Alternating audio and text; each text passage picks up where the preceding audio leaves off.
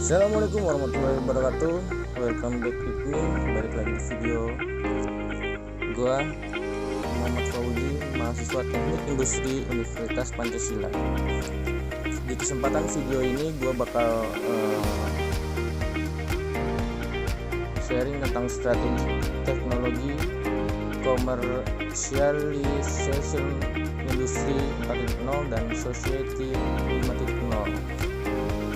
Oke, lanjut aja ke videonya. Pada awal era industri, tujuan utama diciptakannya teknologi adalah untuk mempermudah serta mempercepat segala aspek pekerjaan yang dilakukan manusia. Konsep ini masih mengusung teknologi sebagai alat yang dikendalikan manusia atau manusia sebagai subjek. Kemudian muncul konsep society 5.0 yang menjadikan manusia sebagai objek atau komponen utama atas kebermanfaatan teknologi saat ini. Sebagai informasi, manusia telah melewati berbagai fase kehidupan, mulai dari society 1.0 saat manusia baru mengenal konsep berburu dan mengumpulkan atau hunting and gathering. Fase kedua adalah fase society 2.0 ketika manusia mulai mengenal cara bercocok tanam dan seterusnya. Kini tibalah pada fase society 5.0, sebuah konsep yang mengusung teknologi sebagai bagian dari kehidupan manusia yang tidak dapat terpisahkan dalam kehidupan sehari-hari. Lalu, apa bedanya dengan revolusi industri 4.0? Nah, apa sih itu society 5.0? Pada dasarnya, konsep society 5.0 merupakan perubahan gaya hidup dari manusia yang bekerja menggunakan teknologi menjadi teknologi yang melayani manusia. Sebagai contohnya, mobil diciptakan sebagai kendaraan manusia agar dapat mendistribusikan barang dengan lebih cepat. Nah, pada era society 5.0, mobil ini sebagai teknologi tidak lagi dikendarai manusia, tapi melayani manusia dengan sendirinya. Hal ini berkaitan dengan teknologi artificial intelligence atau AI atau kecerdasan buatan. Secara tidak langsung, era ini sudah dirasakan oleh manusia dengan kehadirannya mobil listrik yang bisa berjalan dengan sendirinya. Adapun penggagas Society 5.0 ini berasal dari Jepang. Jepang menjadi pelopor atas kehadirannya Society 5.0 yang telah diperkenalkan sejak tahun 2019. Konsep ini didasari atas munculnya era revolusi industri 4.0 yang dikhawatirkan banyak orang dapat kehilangan nilai-nilai karakter kemanusiaan serta ancaman pengambil alihan pekerjaan manusia oleh teknologi, sehingga perlu adanya tindakan antisipasi yang telah dirancang dalam konsep Society 5.0. Society 5.0 dan Revolusi Industri 4.0. Perlu diketahui, Revolusi Industri 4.0 merupakan suatu sistem yang diterapkan industri dengan metode cyber physical system atau sistem cyber fisik. Sebuah mesin tidak lagi dikendalikan oleh manusia layaknya mobil yang bisa berjalan sendiri dengan kemampuan kecerdasan buatan. Layaknya manfaat teknologi, revolusi industri 4.0 dibuat untuk meningkatkan kualitas hidup masyarakat. Namun, pekerjaan manusia juga berisiko diambil alih oleh sistem cyber fisik ini. Sebagai informasi, revolusi industri pertama yaitu revolusi industri 1.0 terjadi ketika manusia menggunakan mesin sebagai alat yang membantu pekerjaan manusia menggunakan mesin uap. Lalu yang kedua, pada revolusi industri 2.0 terjadi produksi massal secara besar-besaran dan dengan ditemukannya tenaga listrik untuk yang pertama kalinya.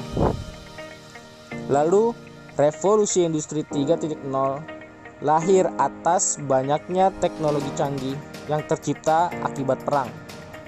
Salah satunya mesin komputer dan otomatisasi yang telah mengganti peran manusia dalam beberapa bidang pekerjaan. Sementara itu, revolusi industri 4.0 secara tidak langsung telah kita rasakan saat ini dengan kemunculan teknologi kecerdasan buatan atau artificial intelligence, nanoteknologi, bioteknologi, quantum computer teknologi, blockchain atau cryptocurrency sebagai teknologi yang berbasis internet serta printer 3G. Revolusi Industri 4.0 dapat mempengaruhi banyak bidang, antara lainnya model pelayanan dan bisnis, produktivitas yang berkelanjutan, industri manufaktur, siklus hidup produk, keamanan informasi dan teknologi, hingga pendidikan dan kemampuan pekerjaannya. Cara menghadapi Society 5.0. Lalu, bagaimana Society 5.0 mengantisipasi dampak atas revolusi industri 4.0? Raden Wijaya Kusuma Wardana, Asdep, Deputi Bidang Pendidikan Anak Usia Dini, Dasar dan Menengah, Kemenko PMK menerangkan bahwa di era Society 5.0 manusia memerlukan 3 kemampuan kognitif yang harus dimiliki, yakni kreativitas, berpikir kritis, serta komunikasi dan kolaborasi. Kemudian ada 4 kompetensi yang harus dimiliki manusia, antara lain adalah pengetahuan, kemampuan, sikap, dan nilai-nilai moral. Salah satu langkah antisipasi ini bisa ditempuh melalui jalur pendidikan. Selain pengetahuan dan kemampuan, pembentukan karakter manusia bisa berkembang melalui peran guru atau dosen sebagai tenaga pendidik yang menjadi role model, lingkungan pertemanan, serta lingkungan keluarganya. Pendidikan merupakan salah satu upaya agar manusia tidak tertinggal dengan teknologi yang berkembang pesat. Sebagai contoh, kini mesin pembajak otomatis yang dikendalikan oleh sistem bisa menggerus pekerjaan petani. Langkah antisipasi yang bisa dilakukan adalah dengan memberikan pendidikan teknologi informasi kepada petani maupun calon petani agar dapat mengendalikan mesin tersebut melalui sistem. Contoh Society 5.0 dalam berbagai bidang. Konsep yang pertama kali berkembang di Jepang ini pada dasarnya bertujuan untuk mewujudkan kehidupan yang ideal dengan pemanfaatan teknologi sebagai penunjang kesehatan. Artinya, Society 5.0 ini bisa diterapkan dalam berbagai macam bidang. Yang pertama adalah kesehatan. Dalam bidang kesehatan, Society 5.0 dapat terwujud dengan penerapan analisis AI yang merupakan beragam jenis informasi, mulai dari informasi situs perawatan kesehatan, data fisiologis, informasi pengobatan, dan lain sebagainya. Hasilnya, penerapan konsep ini akan memberikan manfaat seperti membantu mendeteksi penyakit sejak dini melalui pemeriksaan kesehatan otomatis. Lalu penggunaan AI yang dapat memberikan data fisiologis secara akurat dan real time. Lalu membantu pasien mendapatkan perawatan optimal di mana saja dengan data medis yang terpusat. Lalu yang terakhir adalah dapat membantu meringankan beban perawatan melalui penggunaan robot.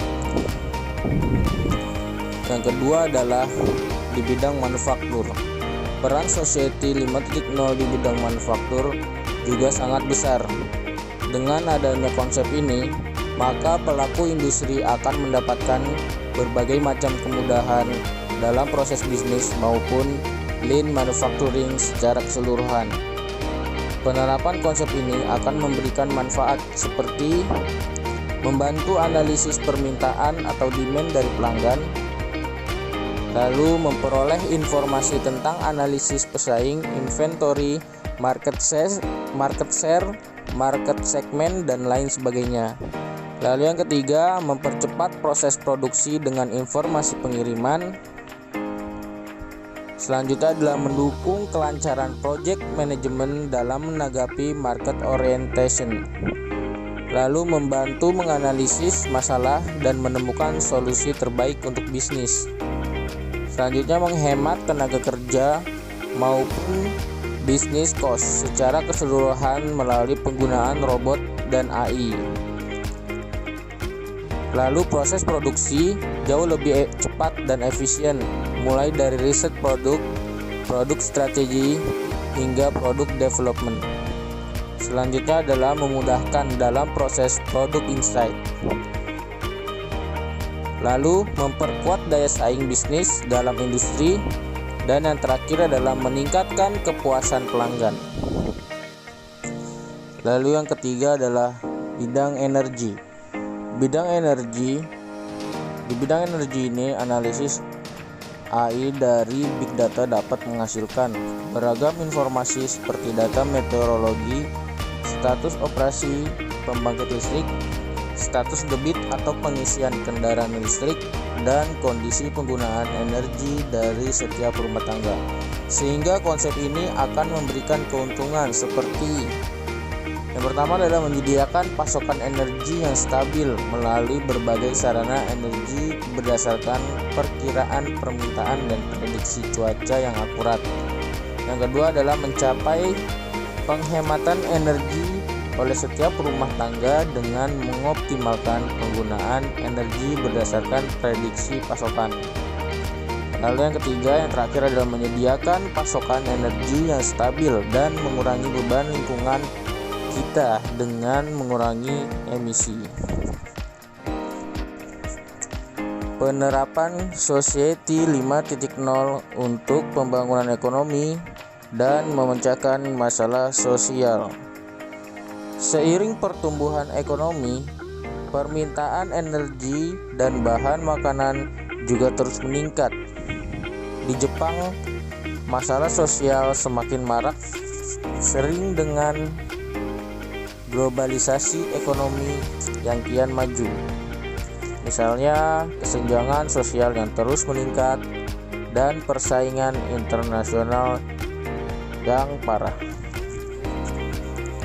Maka dari itu, perlu adanya tindakan nyata untuk memecahkan masalah-masalah tersebut. Hadirnya konsep Society 5.0 ini sangat membantu untuk mencapai tujuan pembangunan ekonomi dan pemecahan masalah sosial pada saat yang bersamaan. Konsep ini membantu dalam peningkatan produksi dan pengurangannya pengangguran, dukungan industrialisasi berkelanjutan, hingga mengurangi ketimpangan sosial. Dengan begitu, Society 5.0 dapat mewujudkan tercapainya pembangunan ekonomi dan solusi untuk masalah sosial secara paralel dalam berbagai bidang kehidupan.